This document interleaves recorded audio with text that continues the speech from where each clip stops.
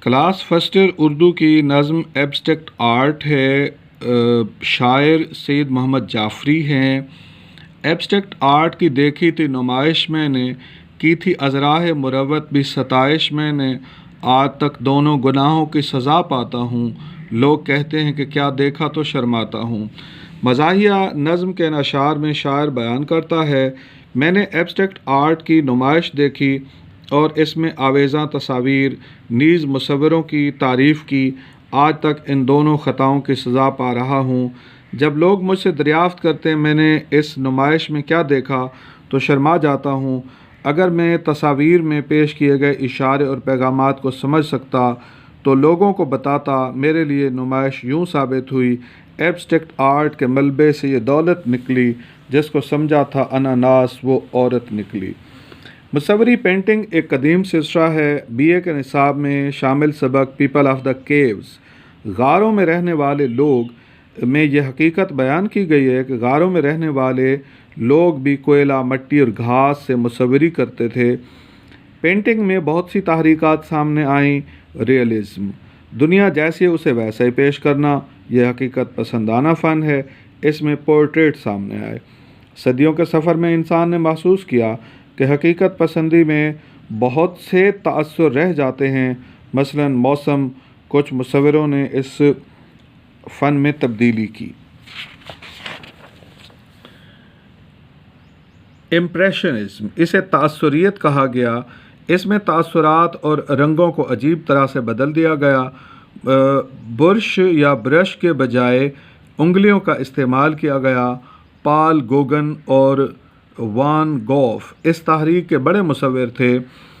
آج کل ان کی تصویریں اربوں ڈالر میں بک رہی ہیں۔ وان گوف دیوانہ مصور تھا۔ ایک روز اس کی محبوبہ نے کہا کہ آپ کا کان بہت خوبصورت ہے، تو اس نے کان کاٹ کر پلیٹ میں رکھ کر پیش کر دیا۔ زندگی کے آخری ایام پاگل خانے میں گزارے۔ سمبلزم، مصوری میں اشاروں اور کنایوں سے کام لیا گیا۔ یہ تحریک 1914 میں فرانس میں چلی۔ اس میں عام مصوری کو رد کیا گیا۔ ایبسٹریکٹزم، تجریدیت، جب مصوروں نے محسوس کیا کہ انسانی احساسات ٹوٹ چکے ہیں، اس تحریک کا آغاز ہوا۔ اس کے موجد پبلو پکاسو نے تمام توازن توڑ دیے۔ اس نے ضرورت سے زیادہ رنگ استعمال کیے، ان میں نیلا اور گلابی رنگ زیادہ تھا۔ پاکستان میں سب سے بڑے تجریدی مصور ابھرے، احمد پرویز، شاکر علی گلجی۔ مشرقی پاکستان کا سب سے بڑا تجریدی مصور تھا زین العابدین۔ شاعر کو ایک دفعہ تجریدی مصوری کی نمائش میں جانے کا موقع ملا۔ ان کو معروف شخصیت سمجھتے ہوئے اظہار خیال کی دعوت دی گئی۔ شاعر نے مروت میں آ کر مصور کی تعریف کی، یہ بھی کہا کہ یہ مصوری کی بہت بڑی صنف ہے۔ شاعر کو بعد میں خیال آیا کہ اس نے جھوٹ بولا ہے، منافقت کی ہے، وہ اس قسم میں معلومات ہی نہیں رکھتا، وہ دل میں شرمندہ اور اس پر اپنے آپ کو معاف نہیں کر سکتا۔ ایبسٹریکٹ آرٹ کی دیکھی جو نمائش میں نے، شرم سے میری جبیں پر تھا پسینہ آیا۔ آڑی ترچھی لکیروں سے بنائی گئی تصویروں والی نمائش کے بارے میں شاعر سے سوال کیا گیا کہ کیا دیکھا تو شرم کے مارے سر جھک گیا۔ نمائش میں جانے اور مصور و مصوری کی تعریف کرنے کے جرم کی سزا آج تک مل رہی ہے، جو شرمندگی ہے۔ تجریدی مصوری پاکستان میں 1960 میں آئی، نقادوں نے اس پر بھرپور تنقید کی، مزاحیہ شاعری کے ذریعے سے اس کا خوب خاکہ اڑایا گیا۔ اس کے باوجود شاعر نے مصور اور تصویروں کی تعریف کی۔ نمائش تو کچھ بھی نہیں تھی مگر مروت سے تعریف کرنے لگا۔ ہمارے ملک میں ایبسٹریکٹ آرٹ کی کوئی اہمیت نہ دی گئی۔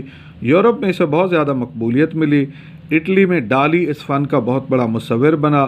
پکاسو 70 سال کی عمر میں 18 گھنٹے اس مصوری پر کام کرتا تھا۔ وہ نہیں دیکھتا تھا کیا بن رہا ہے، برش اٹھا کر شروع ہو جاتا۔ آج اس کی تصویریں 20 سے 25 لاکھ ڈالر میں بکتی ہیں۔